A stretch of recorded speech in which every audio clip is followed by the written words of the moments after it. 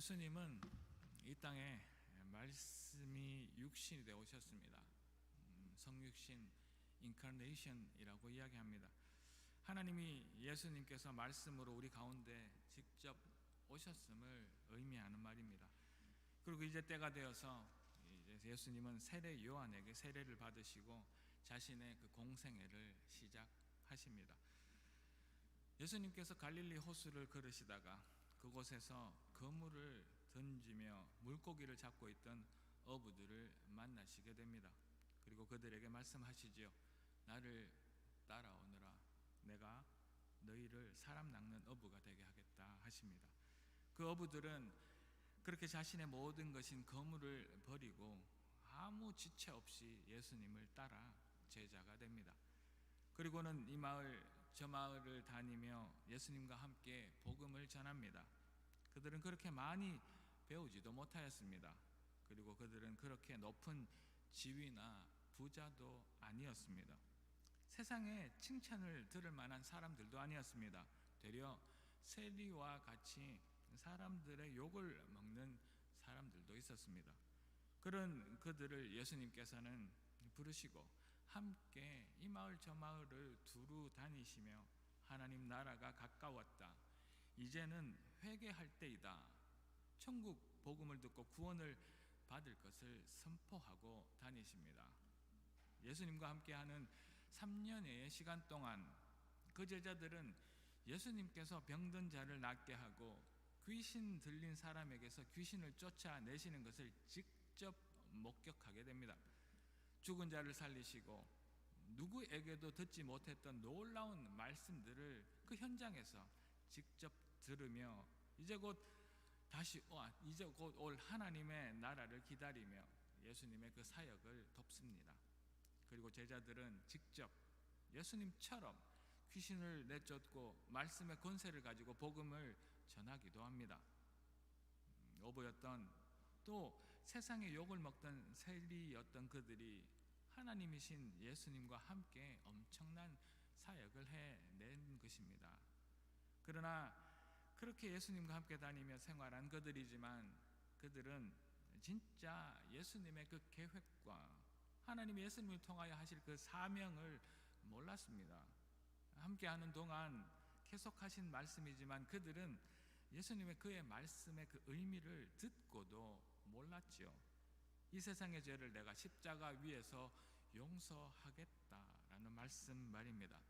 그 제자들은 예수님의 능력으로 곧 로마의 압제에서부터 벗어나고 새로운 나라를 세우면 이제 누구는 예수님의 그 좌편에서 또 누군가는 예수님의 그 우편에서 지금까지 누리지 못하였던 그 엄청난 그 세상적인 권세를 누릴 것이라 생각합니다. 제자들은 예수님과 전혀 다른 꿈을 꾸고 있었던 것입니다. 하지만 예수님은 그들의 기대와는 달리 하나님께서 계획하신 예수님의 그 사명을 향하여 거침없이 나아가십니다. 그 서슬퍼런 로마의 총독 앞에서도 그리고 자신을 그렇게 죽이려고 하는 유대의 지도자들 그 앞에서도 전혀 두려워하지 않으시고 자신이 유대의 왕이고 이제 이 세상을 구원할 메시아이신 것을 주저함 없이 선포하십니다. 그리고는 제자들의 기대와는 전혀 다르게 또 많은 세상의 그 예상을 뒤집어 엎으며 너무나도 무기력한 죽임을 당하십니다. 제자들은 이제 곧 어부였던 그들이 나라의 높은 지도자가 될 것을 꿈꾸고 있었을 것입니다. 예수님만 따르면 새로운 나라에서 높은 관직에 앉아 권세를 누릴 것이라 생각합니다. 그런 그들 앞에서 예수님은 도살장으로 끌려가는 양처럼 재판을 받으시고 힘 한 번 제대로 써보지 못하고 십자가에서 중임을 당하신 것입니다. 자신의 모든 것을 내려놓고 따랐던 자신들의 선생인 예수님의 그 무기력한 죽음 앞에 그들은 너무나 힘을 잃고 맙니다. 모든 것이 무너져 내리는 마음이었을 것입니다. 그랬을까요? 예수님의 그 십자가 옆에는 그 12 제자 중 그 누구도 없었습니다.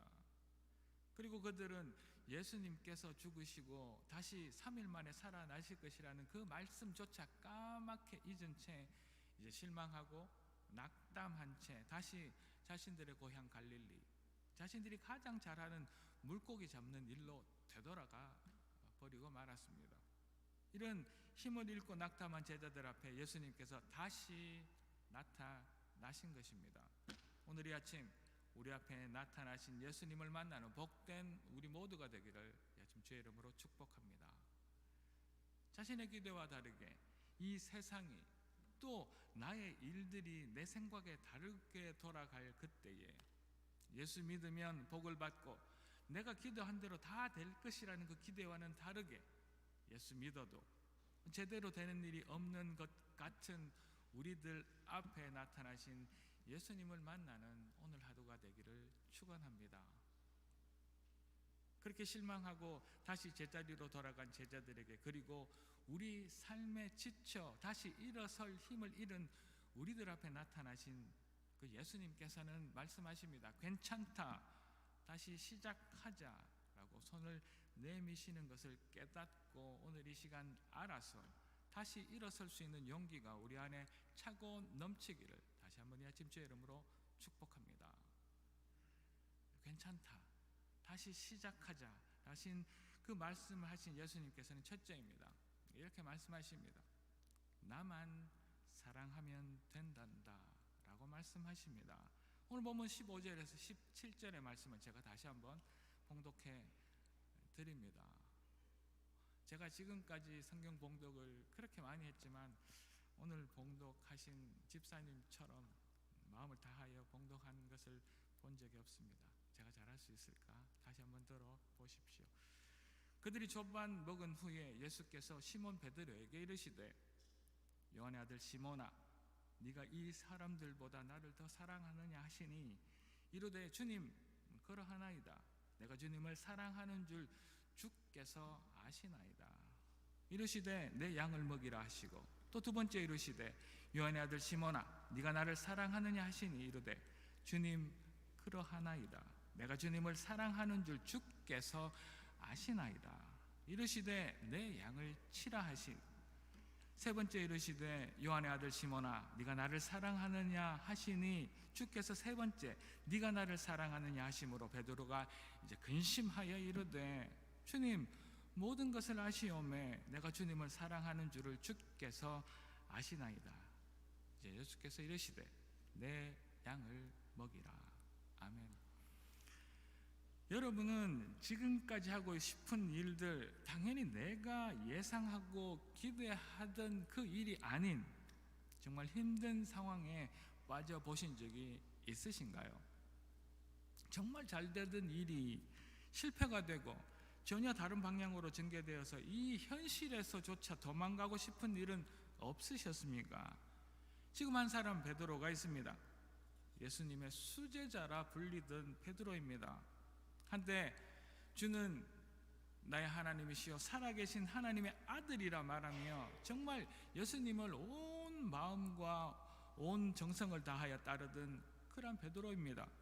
그러나 그는 예수님이 죄 없으신데도 불구하고 터무니없이 십자가에서 죽임을 당하신 것을 보며 세 번이나 예수를 부인하고 맙니다.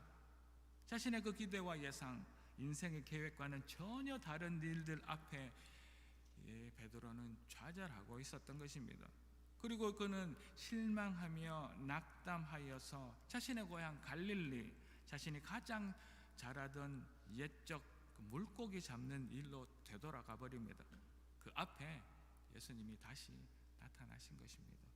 그리고 기가 그렇게 죽어 다시 제자리로 돌아간 베드로와 그 제자들을 따뜻한 밥으로 먹이신 후에 오늘 본문의 이 말씀처럼 똑같은 질문을 세 번이나 하십니다. 나를 사랑하느냐? 나를 사랑하느냐? 정말 네가 나를 사랑하느냐 하십니다. 신약적인 근거는 없지만 자신이 그렇게 믿고 따르던 예수님을 너무 허무하게 세 번이나 모른다고 한 정말 부끄럽고 자신이 실망스러운 그러한 베드로의 마음을 읽으신 것이지요. 그리고 네가 정말 나를 사랑하느냐 라는 그 질문을 통하여서 3번이나 예수를 모른다고 부인한 그 베드로에게 내가 주님을 사랑합니다, 내가 정말 주님을 사랑합니다, 아시지 않습니까? 라는 그 3번의 고백을 받아내심으로 그 3번의 부끄러움을 없애주셨답니다. 괜찮다, 네가 나를 사랑하기만 하면 괜찮다 하십니다. 이런 말이 있습니다. 예수를 믿지만 예수를 사랑하지는 않는다. 나는 아니라 생각하십니까? 자신들을 돌아보는 그런 마음이 우리 안에 있기를 원합니다. 베드로가 그랬던 것입니다. 그가 예수님을 살아계신 하나님의 아들이라 예수님을 하나님인 것을 알고 믿었지만 정작 가장 위급할 때 예수님을 사랑하지 않았던 것이죠. 그래서 그는 십자가라는 가장 큰 일 앞에서, 그 큰 은혜 앞에서 실패과 좌절과 낙담을 맛볼 수밖에 없었습니다. 예수님의 그 인류 구원 사역 중 가장 큰 사건인 그 십자가 사건이 베드로에게는 그 인생에서 가장 좌절의 순간이었다는 그 사실들을 우리는 알아야 합니다. 그런 예수를 믿지만 예수를 사랑하지 않는 베드로에게 내가 주님을 사랑합니다 라는 그 고백을 3번이나 받아내십니다. 그리고 괜찮다, 사랑하면, 그러면 다시 시작할 수 있다 말씀하십니다. 이 놀라운 주님의 말씀이 오늘 우리 이 아침 인정되어지고 나의 고백이 되기를 다시 한번 주의 이름으로 축복합니다. 로마서 말씀 한번 보도록 하겠습니다. 누가 우리를 그리스도의 사랑에서 끊으리요? 환난이나 공고나 박해나 기근이나 적신이나 위험이나 칼이랴. 내가 확신하노니 사망이나 생명이나 천사들이나 권세자들이나 현재 일이나 장래 일이나 능력이나 높음이나 가품이나 다른 어떤 피조물이라도 우리를 우리 주 그리스도 예수 안에 있는 하나님의 사랑에서 끊을 수 없으리라. 아멘. 우리 다 같이 한 마음으로 이 말씀 다시 한 번 더 읽어볼 수 있을까요? 자, 로마서 말씀입니다. 시작.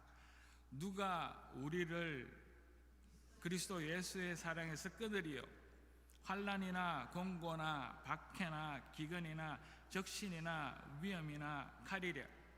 내가 확신하노니 사망이나 생명이나 천사들이나 권세자들이나 현재 일이나 장래 일이나 능력이나 높음이나 가품이나 다른 어떤 피조물이라도 우리를 우리 주 예수 그리스도 안에 있는 하나님의 사랑에서 끊을 수 없으리라. 아멘. 우리가 그 어떤 일을 만나도 너무 힘든 상황에서 넘어지고 쓰러지더라도 우리를 하나님의 그 사랑에서 절대 끊을 수 없다고 말씀하고 계신답니다. 우리가 환난과 어려움, 위험으로 쓰러지고 낙담하더라도, 혹 우리가 예수를 부인하고 교회를 떠나더라도 우리를 하나님의 그 사랑에서 끊을 수 없다고 이 말씀은 선포하고 있답니다. 이 말씀에 아멘하는 우리가 되기를 축원합니다. 괜찮아, 네가 나를 사랑하면 다시 시작하면 돼 라고 말씀하신답니다. 이 주님의 음성이 들려지는 오늘 이 아침 되기를, 이 갈릴리 우리 모든 성도님 되시기를 주의 이름으로 축복합니다. 하나님의 사랑은 그 어떤 것도 감당하며 품을 수 있기 때문입니다. 예수님이 법정에 서 있을 때 예수님을 3번이나 모른다 부인하던 그 베드로와 예수님의 그 눈이 마주칩니다. 그리고 예수님의 그 죽음 앞에 어쩔 줄 몰라 하며 다시 원래의 모습으로 돌아온 너무도 자신이 실망스러운 베드로 앞에 다시 나타나신 예수님, 얼마나 면목 없고 부끄러웠을까요? 그러나 그런 쓰러진 베드로를 예수님은 사랑이라는 말로 다시 일으켜 세우십니다.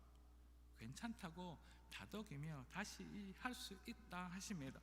오늘 이 아침 녹록치 않은 현실을 살다 온 우리들 앞에 나타나신 그 예수님께서 모든 죄를 용서받은 우리 너희들, 세상의 그 어떤 일에서도 네가 나만 사랑하면 괜찮다, 다시 사랑할 수 있다 하십니다.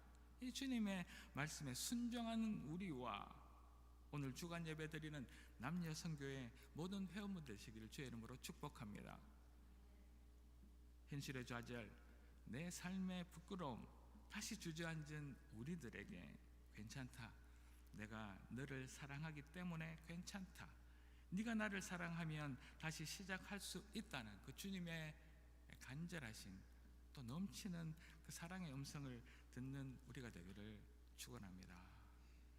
그 말씀을 하시면서 둘째입니다. 다시 나를 따르기만 하면 된다라고 말씀하십니다. 자, 이제 우리 모두 어깨를 한번 펴봅시다. 이렇게 기죽은 듯이 하지 마시고요, 어깨를 한번 펴봅시다. 우리 모습이 어떻든 우리는 괜찮습니다. 실패자의 모습일 수도 있고 낙담하고 온 사방이 막혀 있는 것처럼 느껴질 수도 있으며 내 힘으로 아무것도 할 수 없음을 경험하셨을 수도 있지만 괜찮습니다. 우리는 주만 사랑하면 된답니다. 그러면 우리는 다시 시작할 수 있습니다. 어깨를 펴십시오. 이제 오늘 본문 18절에서 19절입니다. 내가 진실로 진실로 내게 이르노니 네가 젊어서는 스스로 띠뛰고 원하는 곳으로 다녔거니와 늙어서는 내 팔을 벌리리니 남이 내게 띠띠우고 원하지 아니하는 곳으로 데려가리라. 이 말씀을 하시면 베드로가 어떠한 죽음으로 하나님께 영광을 돌릴 것을 가르치심이로라. 이 말씀을 하시고 베드로에게 이르시되 나를 따르라 하십니다. 한때 갈릴리 호숫가에서 고기를 잡던 베드로 앞에 나타나신 예수께서 하신 말씀이었습니다. 나를 따르라. 그 말씀에 어떤 질문도 또 그 어떤 의문도 없이 자신의 그 목숨과도 같은 그 거물을 그 자리에 두고 예수님을 따른 베드로입니다. 그에게 다시 예수님께서 말씀하십니다. 주님이 사람들 앞에서 당하신 그 비난과 핍박, 그리고 그 주님의 죽음 앞에 아무것도 할 수 없었던 나약하고 비굴한 베드로 앞에 다시 나타나신 그 예수님께서 처음 갈릴리 호숫가에서 만났던 때와 똑같은 말씀을 하십니다. 나를 따르라. 또 이런 말씀이 있습니다. 예수를 믿지만 예수를 따르지는 않는다.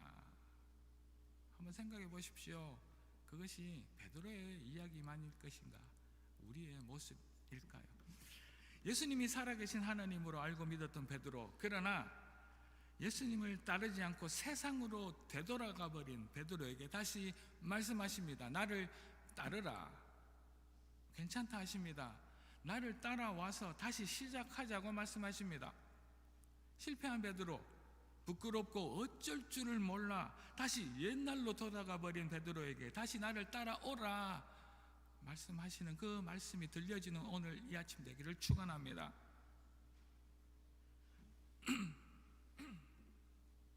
여러분들 행군해 보셨습니까? 지금도 그렇게 강해 보지 않는 저도 군대 다녀왔습니다. 20대 초반 그 허약한 몸을 이끌고 군대를 다녀왔습니다. 그 당시 제 몸의 상태는 예전에도 언젠가 말씀드렸는데 몸무게 48kg, 허리둘레는 22인치 반. 이 말씀을 드리면 여자분들이 기절하시지만 그 몸을 가지고 거기에다가 저는 전군에서 가장 행군을 많이 하는 부대로 배치를 받았습니다. 다른 것은 시간이 지나면 익숙해지고 경험이 쌓여져서 그리 걱정이 되지 않았습니다. 그런데 행군만은 해도 어려운 훈련이었습니다. 이 약한 몸에 그 엄청난 군장을 메고 허리띠에 탄띠에 특히 야간에 하는 행군은 정말 답이 없을 정도로 힘든 훈련이었습니다. 특별히 저에게는요. 칠흑처럼 어두운 밤 산길을 가는 것은 더더욱 쉬운 일이 아니랍니다.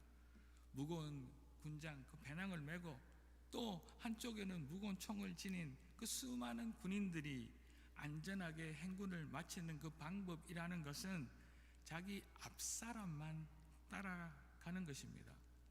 다른 것이 아니라 아무 생각 없이 바로 앞사람의 그 뒤꿈치만 바라보고 따라가는 것입니다. 뒤를 돌아보거나 아니면 주변의 관심을 빼앗기면 낭떠러지로 떨어지거나 돌부리에 걸려 넘어지게 되기 때문입니다. 자기 앞사람의 그 뒤만 나의 의지와 나의 마음과 상관없이 따라가야 합니다.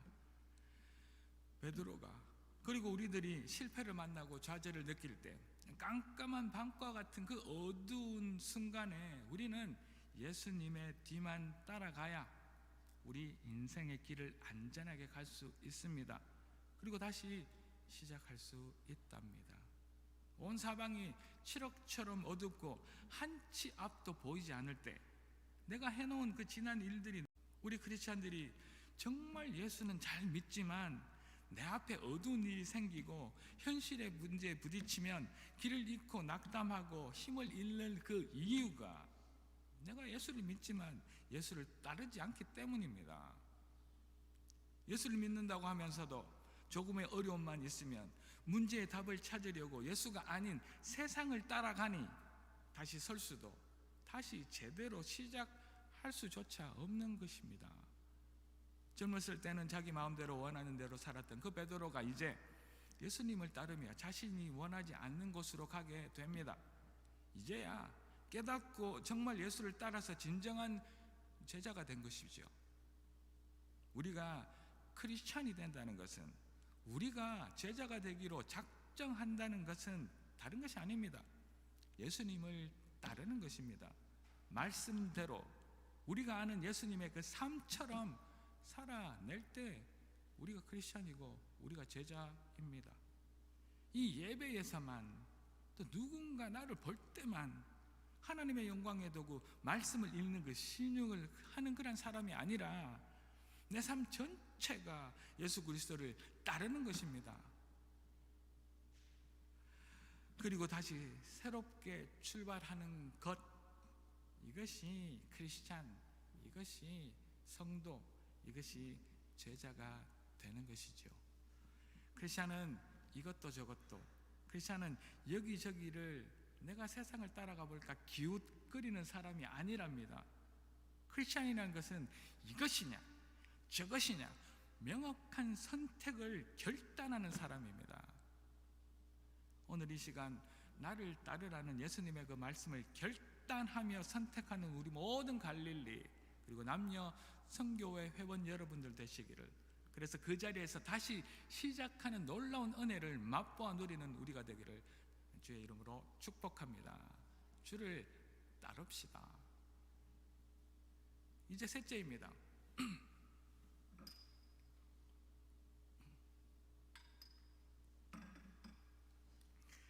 내가 내 자리에서 다시 주님만 바라보면 된다 하십니다. 오늘 본문 20절에서 22절 제가 읽어드리도록 하겠습니다. 베드로가 돌이켜 예수께서 사랑하시는 그 제자가 따르는 것을 보니 그는 만찬석에서 예수의 품에 의지하여 주님을 파는 자가 누구 오니까 묻던 자더라. 이에 베드로가 그를 보고 예수께 여짜오되 주님, 이 사람은 어떻게 되겠습니까? 예수께서 이르시되 내가 올 때까지 그를 머물게 하고자 할지라도 도대체 너에게 무슨 상관이냐? 너는 나를 따르라 하시니라. 웃기지 않습니까? 그렇게 자신이 부끄러운 베드로, 예수님을 볼 면목조차 없는 그 베드로가 예수님, 그런데 말입니다, 저기 예수님 품에 항상 안겨 있는 저 제자, 저 요한은 이제 어떻게 되겠습니까? 라고 묻고 있습니다. 지금 내가 어떻게 다시 시작하고 이 어려운 상황, 부끄러운 상황을 빠져나가야 할지 고민하고 순종하고 결단해야 할 그때에 베드로는 자기 주위를 살피고 자기와 비교하고 있습니다. 우리가 이렇답니다. 이것이 우리의 모습 아닙니까? 예수는 믿지만 예수를 사랑하지 않습니다. 예수를 믿지만 예수를 따르지 않습니다. 그죠? 내가 이 부끄러운 상황, 내가 이 목마른 상황, 내가 이 죽는 상황에서도 내 옆에 있는 자들과 상황과 비교하고 있는 우리의 이 정말 초라한 모습, 이것이 우리의 모습이랍니다. 내가 정말 힘든 상황에서도 내 주위를 살피며 저 사람은 어떻게 될까 보고 있습니다. 나를 보아야 할 그 눈들로 주위를 살피고 있는 것이지요. 내가 이렇게 큰 실수를 했지만 내 옆 사람이 조금 더 큰 실수나 위험에 빠져 있을 때를 보면 내 마음에 그를 불쌍히 여기는 긍휼한 마음보다 내 마음에 조금의 위안이 됩니다. 솔직한 말씀이지요. 물론 그 반대는 더 큰 낙담이 나에게 생기기도 합니다. 예수님께서 실망하고 다시 옛 모습으로 돌아가 있던 베드로에게 나를 사랑하니? 네가 정말 나를 사랑하느냐? 그러면 내 양을 먹여라, 그리고 나를 따르라 하십니다. 그런데 그런 참 부끄러운 순간에서조차 베드로와 우리들은 내 모습에, 내 삶에, 내 부끄러움에 집중하기보다는 다른 사람을 가르치며 저 사람은 어떻습니까? 저 사람은 어떻게 되냐고 질문합니다. 참 한심하기조차 한 우리의 부끄러운, 더 보이지 않는 속 마음입니다. 이에 예수님은 이런 베드로의 마음을 아시고 내가 저 요한을 내가 다시 돌아올 때까지 죽지 않게 한다고 하여도 그게 도대체 너하고 무슨 상관이냐? 너는 네 할 일이라 해라. 나만 따르면 된다라고 하십니다. 자기 자신에게 실망하고 실패와 좌절에서 나와 무언가를 다시 시작해야 하는데 우리는 여전히 세상을 바라보고 여전히 나의 주위를 의식하고 비교하고 있는 우리들입니다. 주님을 사랑한다 하면서도 주님의 양들을 먹이겠다 목사라 서 있는 저이면서도 우리는 주님보다 주위의 상황이나 주변의 환경에 훨씬 더 많은 관심을 가지는 것이 이 강대상에 서 있는 저의 부끄러운 고백입니다. 베드로는 언젠가 물 위를 걸어오시는 예수님을 보았습니다. 그래서 예수님께서 자신도 물 위를 걷게 걷기를 원한다고 하며 그래 예수님이 오라 하셔서 잠시 물 위를 걸어 예수님에게도 가기도 했습니다. 그러나 한순간 자신의 그 시선을 예수님에게서 돌려 바람과 파도를 보았습니다. 그랬을 때 이제 다시 물속으로 빠졌던 경험이 있는 베드로입니다. 우리는 그 어떤 위기의 상황에서도 주변이 아닌 나를 힘들게 하고 지치게 하는 환경이 아닌 예수님께 나의 시선을 고정하고 집중해야 할 줄로 믿습니다. 우리의 믿음이 다른 사람의 상황이나 환경에 영향을 받아서는 안 된다는 이야기죠. 우리는 예배를 드릴 때에도, 우리는 찬양을 할 때에도, 또 우리는 세상에서 그리스도인으로 살 때에도 우리의 손가락을 들어 나를 가르치는 것이 아니라 저 사람은 왜 저렇습니까? 저 사람이 저렇게 해도 됩니까? 라고 묻습니다. 그리고 우리는 우리가 그들에게 영향을 주는 것이 아니라 되려 그들의 영향을 받는 것이 우리의 모습입니다. 그 이유는요, 다름 아니라 내 마음 속에서도 그 주위에 잘못하고 있는 사람처럼 내 마음대로 행동하고 싶고 내 마음대로 살고 싶은 마음이 내 안에 있기 때문입니다. 나도 좀 편하게 예수는 믿지만 예수를 사랑하지 않고 나를 더 사랑하고 싶고, 나도 저 사람들처럼 예수를 믿고 교회는 다니지만 예수를 따르는 것이 아니라 세상에 편하고 안락하고 화려하고 풍요한 것을 따르고 싶은 그 마음이 내 안에 있기 때문이죠. 그러나 그를 내가 어떻게 하든지 너와 무슨 상관이 있느냐, 너는 나를 따르라 라는 그 예수님의 말씀에 집중하는 우리가 되기를, 특별히 오늘 주간에서 예배를 드리는 남예성교회 한 분 한 분 되시기를 주의 이름으로 축복합니다. 주님만 바라봅시다. 우리 한 사람을 너무나 인격적으로 또 모두 다르게 부르신 주님의 음성을 들읍시다. 우리 어떤 상황 가운데서도 주를 살피다 다시 바다에 빠지는 흔한 우리가 아니라 주님만 바라보며 집중하여서 지금 처한 우리 어려움, 그 아픈 기억을 떨쳐버리고 다시 시작할 수 있는 그 용기가 차고 넘치는 우리가 되기를 주의 이름으로 축복합니다.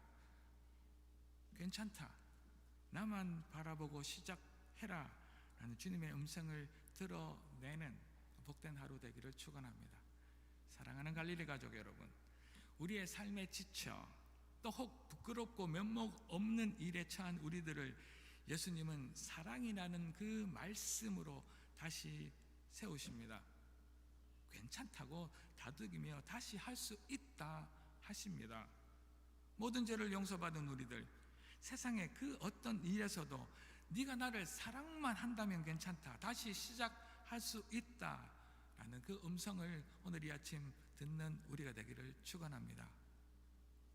크리스찬들이 예수는 잘 믿지만 내 앞에 어두운 일이 생기고 현실의 문제에 부딪히면 길을 잃고 낙담하고 힘을 잃는 것은 예수를 믿지만 예수를 따르지 않기 때문입니다. 예수를 믿으며 또 한쪽으로는 예수가 아닌 세상을 따라가는 우리가 되지 맙시다. 예수만 따라서 다시 서서 다시 제대로 시작하는 우리가 되기를 축복합니다. 자신의 실망하고 실패와 좌절에서 나와서 무언가를 다시 시작해야 하는데 우리는 여전히 세상을 바라보고 주위를 의식하며 비교합니다. 그 우리의 모습을 객관적으로 볼 수 있기를 축원합니다. 주님만 바라봅시다. 우리 한 사람 한 사람을 너무나 인격적으로 또 모두 한 사람 한 사람 새롭고 다르게 부르신 그 주님의 음성만을 골라 드러냅시다. 우리 어떤 상황 가운데서도 주위를 살피다 다시 바다에 빠지는 그러한 실패를, 되돌릴 실패를 하지 맙시다. 주님만 바라보며 집중하여서 지금 처한 우리의 어려움, 아픈 기억을 모두 떨쳐버리고 다시 시작하는 우리가 되기를 소망합니다. 괜찮다, 나만 바라보고 시작해라 라는 주님의 음성이 들려지는 복된 하루 되기를, 그런 우리 모든 남녀 선교회 되기를, 정말 주님 앞에 헌신하고 무릎 꿇는 갈릴리 성도, 이 갈릴리 교회가 되기를 다시 한번 주의 이름으로 축복합니다. 괜찮다, 다시 시작하자 라는 그 말씀 가운데 우리 오늘 한 날 또 올 한 해를 살아낼 수 있기를 소망합니다. 기도하겠습니다. 할렐루야, 하나님을 찬양합니다. 베드로입니다. 누구보다 예수를 사랑했던 베드로입니다. 그러나 그조차도 예수를 3번 부인할 수밖에 없습니다. 이제 그 앞에 나타난 예수님, 괜찮다, 네가 나를 사랑하기만 하면 다시 시작할 수 있다 하십니다. 베드로입니다. 그 베드로, 예수를 따르겠다, 그 목숨과도 같은 그물을 내팽개친 그 베드로, 그러나 그 인생 가운데, 그 어려움 가운데 예수를 3번 부인한 그 베드로입니다. 그 앞에 다시 나타난 예수께서 괜찮다, 나를 따르기만 하면 된다 하십니다. 베드로입니다.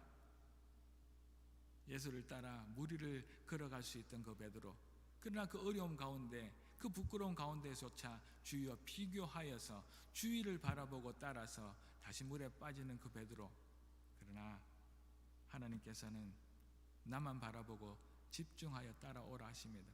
이 말씀이 베드로의 부끄러운 말씀이 아니라 오늘 이 아침 나에게 적용되어지고 나의 고백이 되어지고 나의 삶이 되어질 수 있도록, 그리고 하나님께서 말씀하시는 너가 어떤 상황에 있더라도 괜찮다, 나만 사랑하고 나를 따르고 나에게 집중만 하면 다시 시작할 수 있다 라는 그 격려와 위로의 말씀이 들려지는 복된 하루가 되게 도와주시옵소서.